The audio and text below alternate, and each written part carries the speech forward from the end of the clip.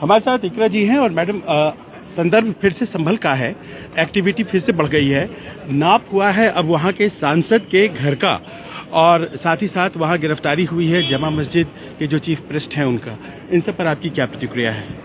देखिए, हम लोग समाजवादी की तरफ से प्रतिनिधि मंडल भी वहाँ पर गया था और वहाँ पर जो लोग हैं वो नहीं चाहते हैं कि कोई विवाद हो।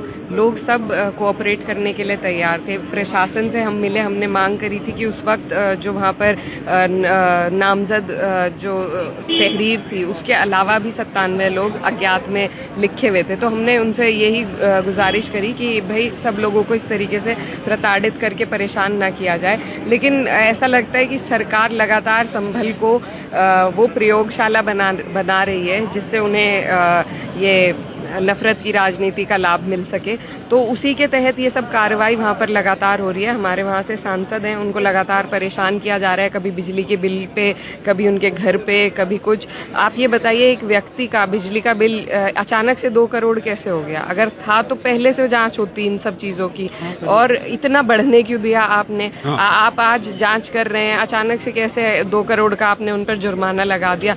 तो ये बहुत सारी बातें हैं। वहाँ पर जो जमा मस्जिद के जो प्रीस्ट हैं जिनको गिरफ्तार कर लिया गया है, उन्होंने पूरा कोऑपरेट किया। 2 बार उन्होंने वहाँ पर वो साथ दिया ASI वालों का, लेकिन उसके बावजूद बस परेशान करने की नीयत से सरकार वहाँ पर काम कर रही है। तो इसकी मैं बहुत निंदा करती हूँ और हमें बस यही हम सरकार को कहना चाहते हैं कि जब अमन रहेगा तो तभी सबकी तरक्की है, तभी देश का फायदा है, और इस तरीके से जबरदस्ती प्रशासन और सरकार वहाँ पर लोगों को परेशान न करे। सरकारी पक्ष इस बात को लेकर सामने आता है कि कोई भी एडमिनिस्ट्रेटिव कदम भी उठाया जाता है, जैसे गिरफ्तारी को, वो कहते हैं कि ये एडमिनिस्ट्रेटिव कदम है, हमने उठाया है, जरूरत है, लेकिन उसे हमेशा कम्युनल टिंज के साथ दिखा जाता है। कहा जाता है कि सांप्रदायिक तरीके से, या फिर आपने कहा प्रयोगशाला बनाई जा रही है।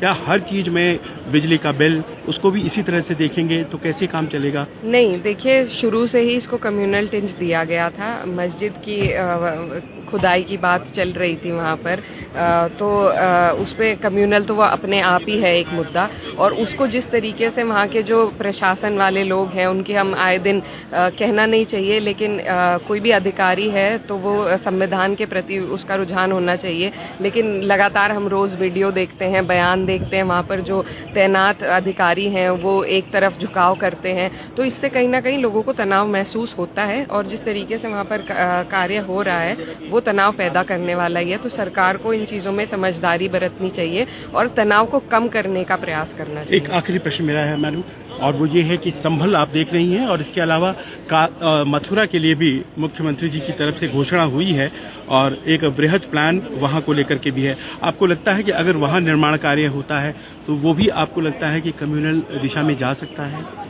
देखिए, लगातार हम यही बात कर रहे हैं कि मंदिर और मस्जिद से ऊपर आज हम वित्तीय विधेयक पे बात कर रहे थे। हमारे देश में मजदूरों के क्या हाल है, उनके न्यूनतम वेतन कितना है, इस पर कभी सरकार ने बात नहीं करी। किसानों की आय दोगुनी की बात थी, आज उन्हें GST उनके उपकरणों पर भी भरनी पड़ रही है। तो ये सारे तमाम मुद्दे जो बुनियादी हैं जिनमें सरकार कुछ कर सकती है, अगर मंदिर और मस्जिद ढूंढेंगे तो इसका कोई रोक नहीं है। उसके बाद आपको बौद्ध मंदिर मिलेंगे, उसके इस खुदाई का कोई अंत नहीं है, और इससे सिर्फ देश में तनाव पैदा होता है, सांप्रदायिकता को बढ़ावा मिलता है।